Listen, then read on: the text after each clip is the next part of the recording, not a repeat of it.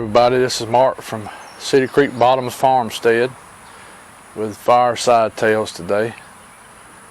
Hope everyone's doing okay. Getting ready for a weekend. Finally got 2 days off from a plant shutdown. So pretty much worked almost 3 weeks straight without a day off. So I'm proud to be off a few days and rest up from that area, from that job. It's warming up here today. It's supposed to get up to 93. I was sitting here watching some buzzards circle back over that way, so something must be going on over there. We're going into the weekend. Supposed to be a pretty nice weekend here in Alabama. What I've seen, there's some chances of rain, but not nothing real bad, I don't think. Last weekend we had a bad storm come in Saturday with a lot of lightning. It was hitting stuff. Got another 5 inches of rain in about a 3-hour period. I tell you, when it rains here lately, it just rains. We did get a nice little shower yesterday that was slow. That was nice watching. But that and Saturday was very intense. And then a couple of days later, you can't even hardly tell it's rained. I mean, it's not penetrating the ground. It's just running off. So. But that's just a sign of the times. I was planning on going to the hunting club today, and I done told a couple of people I was. This time got up to about 12 o'clock. I didn't get to do my video earlier during the week. We've had a lot going on. And then yesterday I forgot we had to go to a well water class through the extension service, and I had forgot all about that, so I didn't get to film this. And so I had planned to run up on the hunting club, and especially go up there right before dark. Because what I'm hoping to do is when I go up there, I hope to kind of go at a time of the day where something might take place. Because it could do it. It'd be good if something happened, you know. And there's a possibility. So tomorrow evening, I'm going to try to go up and do next Friday's tomorrow evening. I know that's about a week ahead, but I'm going to try to go do it. Also, I spoke with Keith and today, and talking to him about getting up with Marsha to do her video. And so y'all be in prayer for her. She had some surgery this week, and so she might not be able to do it for a few weeks. And so, but we'll get her on here to tell her. In fact, it's coming up on the anniversary of her sighting in August, so that's pretty cool. So maybe we can get it in during August. We'll try to go do it from the hunting club where it happened at. That way you can, of course it's changed a lot since then, but some of the trees are still there that was there then. So so that'll be good. And like I said, I wanted to go up there today, but it done got up, you know, it's 12 o'clock. I had to take me a little nap this morning. I got home, I was wore out, and had to take me a little couple hour nap. And but anyway, I want to clarify two things from last weekend's video about the honeybees. I forgot to mention, and I'm going to do this because I'm doing a lot of this from memory, so sometimes I'm going to forget things. I'm sorry. A lot of this happened back in 2007, 8, 9, 10. There's a lot happened since then. I did forget to mention that the pastor prayed over his beehives in that area. He asked the Lord to, whatever was bothering them hives, to get it to quit. So also, I did talk with him about the possibility of maybe what was getting in those beehives. And when I mentioned could be the boogers, Bigfoot, he looked at me with a very straight face. He didn't grin or shake his head or nothing. I mean, very serious. And he looked at me and he said, I could see that. So he didn't go on no further with that. He just dropped it from there. He never has brought it back up to me. And why I'm bringing this up is I've talked to other another pastor one time about this, and also another guy that was very strong in the Church of God. This one pastor, think highly of him, very good man. He got wind I was doing the Bigfoot research, and he called me one afternoon and he said, "I want to talk to you a minute." And I said, "Sure." And he said, "Understand you're researching Bigfoot." And I said, "Yes, sir." And he said, "What, may I ask what got you started in this?" And I said, "Well, I seen one. That's what got me started." And he said, "Okay." He didn't go to, like a lot of people, he didn't go to right in saying they don't exist. You may have your imagination, you're probably misidentified something. He didn't go into all that. He said, "Okay." He said, "Well, I want you to be careful." And I said, "What do you mean?" He said, "Well, those could be demons." Now, that's what he said.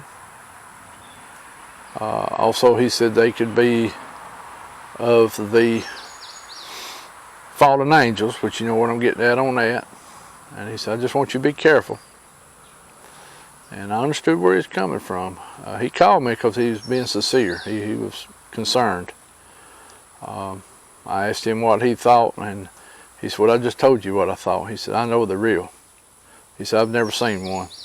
But he said, "I've had other people that I know very well that have experienced these things." And he said, "I'm going to say this." He said, "They're evil." I said, "Well, I don't know." I said, "Not going to doubt your word." And he said, "Well, I just want you to be careful." So there was one time that a minister brought that up. And I'm not using this to try to stir people or put fear in people. I'm just telling you what people I've talked to in the past, what they think. So there's two pastors right there that never did deny the existence of them. One didn't give his opinion. The other one gave his opinion. The third guy, they were located behind his house on some hunting property that I used to hunt. Also, he done lawnmower repair.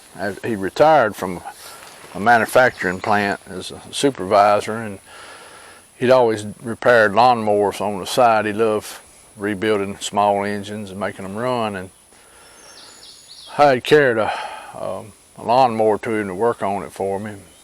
I knew that his daughter-in-law and son were having a lot of the issues with the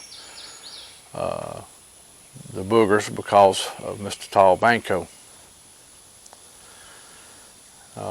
So he was there by himself that day. I knew him well. I knew he was a good man. Knew hard worker, took care of his family. Never heard nothing bad about that man the whole his entire life. I hated he passed away last year. He was close to 90, so he got to live a good long life. But that day I said, "I want to ask you about something." He said, "Sure."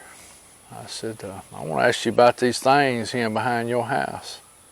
He looked at me. He said, "How you know about them?" I said, "I know about them." He said, "Did you see them down here when you was hunting?" I said, "No, sir. But I had a lot of stuff going on down here when I was hunting, and I didn't know there were boogers in." And I said, "I just know." He said, "Oh, you know because of my son and son-in-law." I said, "Yeah." He said, "They tell you?" I said, "No, sir." I said, "They didn't tell me." I said, "But someone that's been talking to him has." He said, "Oh, okay." And he said, "Well, Mark," he said, "all I can call them is wood demons." He said, "They demons, leave them be." He said, "I don't mess with them when they come around. I don't pay them no attention. If I see them, I look off. I won't look at them." He said, "They go away." In fact, he's one of them that talked about using Jesus' name on them. He asked them to vacate his property several times. They did for a while, then they come back. I think it's something you have to do reoccurring, I think.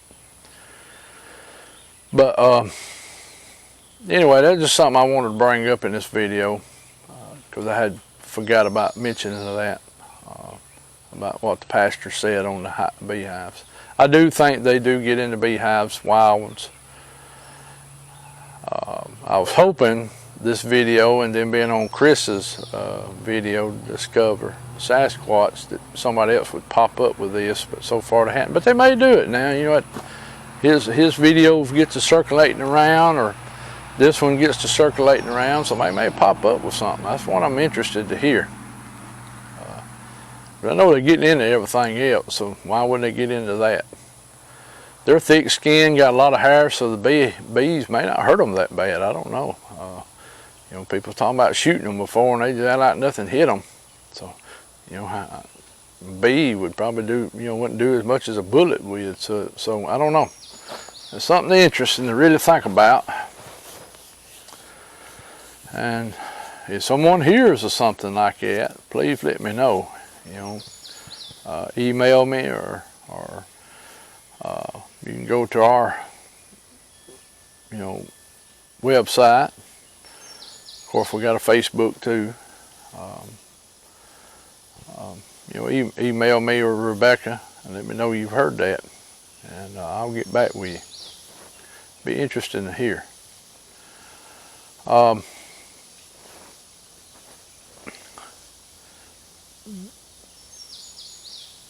Sitting here thinking what else I was gonna say. It's bad, ain't it?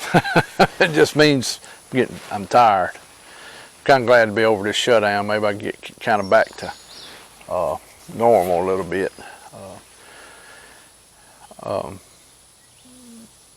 The world of Bigfoot is a strange place. There's some good people in it. I really enjoyed being on Chris Reinhardt's show other night to discover Sasquatch. He seems to be a good guy. I really like him, so I made a new friend in the Bigfoot world. I hope that me and him will be keeping in touch, and I know we will. In fact, he texted me this morning. So look forward to hopefully him coming down this fall, or when he can. And y'all go check out his channel and subscribe and like. And he's got some good people. I've been going back looking at a lot of the videos from the past, and Chris had some good people on there that knows what they're talking about. So I look forward to what he has in the future coming. I look forward to being back on there myself when he gets ready for me to. Maybe we can get a little deeper into Creepy Mountain. So it'll be interesting on this next video that will be coming out next Friday, if good Lord willing. Of course, I'm going to try to do it from the hunting club tomorrow evening, hopefully, if I can. But I'm going to show you, I'm going to go ahead and tell you what I'm going to talk about. I'm going to talk about the T-Rex roar we had. And I'm going to have the apparatus with me that Keith made. And what we done to make that booger do what he did. So y'all stay tuned for that one.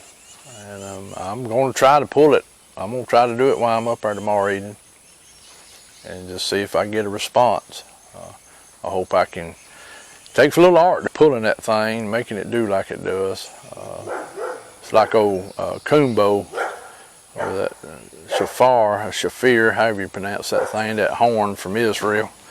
It takes a little practice for that thing. But this thing here takes a little practice too. And I know Chris asked me about the elk call. I don't recall the make who made the elk call that Mr. Tall had. I do know it kind of made that whistle racket, so I don't know if that's the feed. I don't know much about elk. I guess I need to go read up about elk, because they're not in this part of the country, so that's something that I hadn't really read up about. Even though they've got them back in the Smokies now, up in there in parts of North Carolina and Tennessee. We'll have to find out, you know, which one makes what racket. And probably when I hear it, I know which one Mr. Tall was using that made the boogers just open right up. Because he said if you go to a new area and you blow that thing, 9 times out of 10 they can't stand it. They got to respond to it. Now he's from then on they might not answer it no more. But he said that first time. So if you're going to a new area or that you suspect has boogers, that might be a good tool to carry with you. But also I'm going to show you something else to carry with you. A lot of people are going to probably know what it is. So that'll be in next weekend's video. I was kind of hoping doing it today, but just done got, like I said, it's done got up 12 o'clock. This time of day, them boogers are going to be laying down. They're not going to be moving much. Right before dark, they'll get back up moving. They'll move some during the day, maybe go get a drink of water. They're going to be close for water today too. Me and Keith realized that too when we were doing summer research. They like any other animal. They're not going to be far from the water place. This time of year, they're usually over at the lake. Lake has plenty of water, plenty of good cover around it. A good place for them to slip in, slip out real quick. Nobody detect them. The bad thing about the lake this time of year, of course, is bugs and bullfrogs, and of course that's more at night time. But also snakes have places they eat up with cottonmouths, so you got to watch what you're doing over on that place. At night time, I've seen some over, some of the biggest cottonmouths I've ever seen, and some of the biggest copperheads I've ever seen over around that lake area. But well, I know there ain't much to today's video, not what I was hoping for. Tomorrow I'll be well rested. Get a good night's sleep tonight. And, got a few little things we got to do this evening. A few things I got to do tomorrow. Get back in my regular routine again and get back to, you know, other routines. And like I said the other night on Chris's show, I appreciate everybody supporting me, supporting Rebecca on our channel. I've really appreciated the comments, the thoughtful, kind words people had to say. Because all I'm doing is telling the experiences that me and other people have had in the past. I hope somewhere down the line somebody can use this to help them if they start having issues around their home or hunting property or farming property or you know. I hope, you know, somebody can use this. Of course, me and Keith's trying to bring them in. A lot of times, a lot of folks want them to leave. So, yeah, you know, I don't blame people. I don't really want them hanging around my house much either. Like I told you in last week's video, I think we got one coming in here sometimes around this place. In fact, somebody commented when I was doing that video out the bees, they thought they seen something. And I wouldn't doubt it. I wouldn't doubt it. I felt like I was being watched anyway when I was doing that video, because that's kind of in our far corner of our property. Right behind that is down in there is a big old swamp, stays full of water. So just like I said a while ago, they're going to be near water this time of year. Most any animal is, they're not going to be far from water this time of year. They're going to congregate in them areas. Plus the booger could be using that too to catch animals to eat. If I was living in the woods, I'm going to be where the animals come get water to catch them. But, I guarantee you, I'm going to be there. Pretty soon the wild muscadines and scuppernines will start putting on. We already had the blackberries putting on. That was something that me and Keith tried to watch, because we know they utilize them. Also, but right now we're fixing to get into the time of year where, you know, the elderberries getting ripe, scuppernines, you know. Also, we're not too far from the persimmons putting out. Start putting on the green persimmons. Also, the winter huckleberries, as we call them here, it's more of a bush You have the summer huckleberries here, which is a little short bush, about a foot high, that put off berries early part of the summer, usually June, here in Alabama, or this part of Alabama. And then later toward fall, the winter huckleberries start putting out just a little bitty berry. They're edible. I have heard them called hackberries before, but the winter huckleberries is more of a bush, pretty bush. It's got pretty designs to it. Kind of resembles a crepe myrtle a little bit. You know, it's got the bark coming off of it and stuff like that. So it's a pretty bush. You see it all around here in this parts of Alabama, and I know it's native to most of the South. So get on up. I don't know how about now. Real high elevations. I don't know how high it likes, but I know it grows pretty good on these hills around here. So you know, if you're out doing your research, that's something to watch for. Is scuppernine, muscadine vines. I know that's here in the South mostly. The elderberry, you know, places like that. Something to keep an eye on, because all animals utilize them. I know one fella told me he had a big scuppernine vine that run the length of his grandmother's backyard, and this was back probably in the 70s. The scuppernines was ready, and later on, if I got some, I'll show you what they look like. Him and some of his other cousins were playing in their grandmother's backyard one Sunday evening. All the grown folks, I think, were sitting in the front yard under shade trees, and that's what we used to do a lot in the South. Sundays was the day you visited family, and usually the whole family would show up. Kids play, grown-ups sit up under shade tree and relax. It's usually after church on Sundays, and sometimes favorite pastime was, you know, of course, horseshoes back in. I still love to play horseshoes. Wish I had some people to play with nowadays. Everybody's about quit playing it. But they were getting together that Sunday evening. One of his cousins said, "What in the world is that standing up there behind the scuppernines?" And they all looked up there, and you know, they seen a hair-covered figure, probably in the 6-7 foot range up there, standing right on the other side of the scuppernines.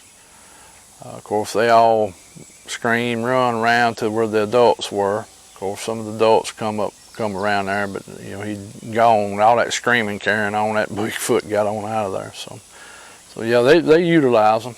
They know where they're at. He knew there was some there. I don't know why he come in the daytime. May have been pretty hungry. May have heard the kids playing, was being curious too. That was probably some of it too. Well, I hope you've enjoyed this today video. I hope you have a good weekend. Just give us a subscribe, a like, a comment, share. Be sure to give me a comment, because I've been getting some good feedback and I'm enjoying it. I'd like to, hopefully one day I can meet a lot of y'all that I haven't already met. Jonathan is talking about doing a fall outing this fall. When he gives me the date and everything for sure, I'll let you know on here. That way you can plan to come, and I'll let you know where we're going to be, and I think we're going to do it as a camp out this time, so it'll probably be a whole weekend thing. So I hope any of y'all can make it. But I will let you know the time, date, weekend, all that. And if you're not able to camp out, you know, down there, there's some good motel rooms close by, and anybody's welcome to come camp on my property. You know, if they don't want to stay way out in the woods, but they want to stay, you know, pretty close to where they can get to, you know, a hospital or restaurants or something. Of course, we'll be cooking at these out, and I'll go ahead and tell you, we'll be doing some cooking. So anyway, I hope y'all have a good weekend. And this is Mark from Cedar Creek Bottoms Farmstead, Fireside Tales, and I'll see y'all next week. Bye-bye.